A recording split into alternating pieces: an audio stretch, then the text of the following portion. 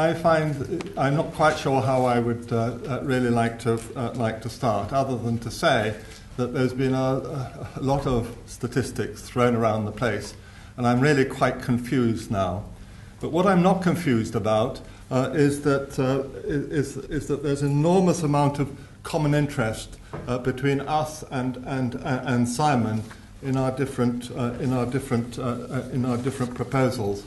And I'm going to try and sort of skim out, so I'm down to 11 minutes without duplicating of much of what he said. As you know, Heathrow Hub Limited, Runway Innovations Limited, is one of the shortlisted proposals. The Airport Commission, in their wisdom, took the northern runway as the proposition to go forward. And we are absolutely delighted to have a real dialogue ongoing with the highway agencies, Network Rail and Transport for London. But this is all about transport surface access, and I'm just reminded about that interesting comment that Paul Griffiths, CEO at Dubai Airport, made in the Sunday Times the other day, that the airport is only as good as its transport links. I'm sorry for Gatwick, because they've got London in front of them. I'm sorry also for the mayor, because it's in the wrong part of London. And the thing which I will agree with Simon totally is that Heathrow is in the right place. It's part of London. It doesn't have to negotiate its way to go through to connect with the rest of the country. But we've got two proposals, and I'd like to make this very clear. We have two separate proposals that are being considered by the airports. The first, of course, is the runway proposition, and the second is our innovative proposal of creating a transport interchange on the Great Western Railway, which is up to the north of that site. Surface access, as everybody has said, is a huge problem, and certainly for Heathrow, the issue of public transport is absolutely critical. Because if you take the figures here on the right-hand side, and if you see the same modal share as exists at the moment, then going from 27 million people travelling in private vehicles up to 49 million people is something which I don't think any of us could agree could be contemplated and used on the existing motorway infrastructure. So the critical thing here is how does one increase that infrastructure, that public transport. So we think there's got to be a very integrated approach, both to the runway development and also into surface access. And I think it's hugely important that one sees that right through all the discussions that are ongoing at the moment. But we first came to all this when we started, but we have so far not succeeded in our argument that HS2 should serve Heathrow directly. And I was interested in the arguments that Michael Shavers had about the importance of high-speed rail being properly linked up with airport development. But the principle still holds good for bringing the front door of the airport to the road and rail transport corridors, reversing what we believe to be the inefficient legacy approach of branches and spurs into what is essentially a very small site by international standards. So we link that transport interchange with the airport by putting in an APM, Advanced People Mover. It is 5 minutes to the terminals of the Western Campus, or Terminals 5 and Terminal 6, and another 2 additional minutes to the Eastern Campus. And basically, you arrive at Heathrow Airport Station, and you arrive at Heathrow Airport. I just need to make a mention on motorways. Simon gave a view as to what Heathrow Airports Limited are progressing. We have a slightly different view.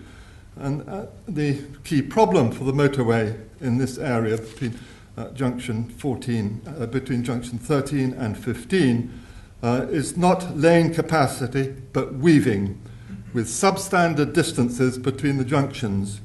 So our approach is to explore a dispersed airport access points to get the traffic coming in from the south, going off into T5, T6, and to the same terminal. And I listened with interest with what Simon had suggested. And those coming from the west and the north, coming in and going to our hub proposals. I think that this is a principle that has been welcomed by the highway agency. Crucially, we are proposing closing junction 14 to increase the separation between the airport access junctions. This also helps safeguard land for future extension of the southern runway to create a 4-runway airport in the future. We think it's very important that gets future-proofed. And so again, we are in close dialogue with the highway agency as we further develop our proposals for discussion with the Airports Commission. Similarly, like Simon, there's been a lot of mischievous comment and misleading statements that the airport has to, that the motorway, the M25, has to be closed.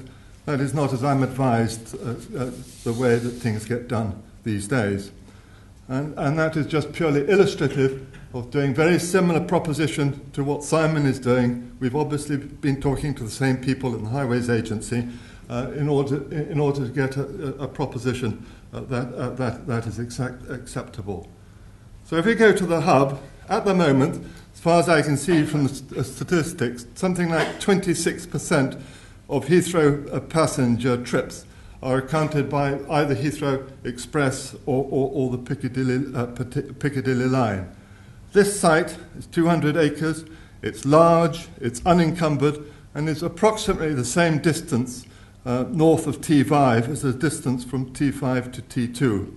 And it allows a very large road and rail interchange to be constructed, which we believe will improve passenger experience. We think it would contribute to significant modal shift. So we've been discussing the detailed layout for the proposed Heathrow Hub station with Network Rail, who agree that our design is fit for purpose and provides considerable flexibility. We are pleased to have been able to work with them in developing our proposals and look forward to continuing that discussion. We agree with them on the principle of providing high-capacity services benefiting both airport and non-airport passengers, rather than the inherently inefficient approach of adding dedicated airport services to an already congested network, a point which Paul made earlier in the afternoon. So our base proposition is to, of course, utilise the full capacity of Crossrail, and you can see the indication there of the train paths that we are proposing. Heathrow Hub is halfway between Reading and Paddington, and I think that's an extremely interesting statement. So that non-stopping Great Western trains can pass through at line speed with dynamic loops, allowing recessing of freight trains on the relief lines. We also think that the connection to Waterloo Station is absolutely essential as part of the whole. This is not AirTrack. We do not propose a dedicated airport surface which will take up vital route capacity and have low passenger loadings, but a fully integrated service which meets wider London and regional needs, as well as providing superb connections to the airport, which could be very competitive with the Piccadilly service as it starts. So we think it gives transformational journey time savings and generates a significant increase in the rail's modal share, particularly on the Great Western access. To be slightly controversial for a moment, we don't think the Western Rail access to Heathrow is required under our propositions, and that we think that passengers from the West will not be required to change trains by that scheme being abolished. We also avoid the inherent inefficiency of the West Rail access to Heathrow using valuable train paths on a capacity-constrained network purely for airport passengers. This particular line also faces the challenge of being reliant on relatively low airport demand to justify services at the high frequency demanded by time-sensitive airport passengers, a point that we were told very strongly this morning. So we think there's £0.7 billion, which I think is the network estimate for that, to be reallocated. So we think we can offer at least 60% modal share by public transport, and we think that is the sort of figure that is necessary to have a viable surface access solution for Heathrow. And whilst we're confident on that, we think that there are one or two other options that we should be looking at. One is to explore the rail link between Heathrow and Woking. Secondly, we think Southampton via Reading to Paddington is another service that can be introduced and stop off at Heathrow. Thirdly, as David Higgins said in his report, we fully support a connection between the West Coast Main Line to Crossrail, giving some additional access to Heathrow Airport by one change. And finally, the Piccadilly line possibly going to Heathrow Hub. All those are shown in that rail base case plus in front of you. I could, if you really wanted me to, but time is scarce, just go a little bit more into Heathrow to Woking. But I've just put that and flashed that because it's been we've done a lot of work on this. We are transforming Heathrow's accessibility, point that has been made by Simon. I really can't remember if this is 120 minutes or 20 minutes, but the Heathrow catchment area is huge, getting big traction in terms of this country.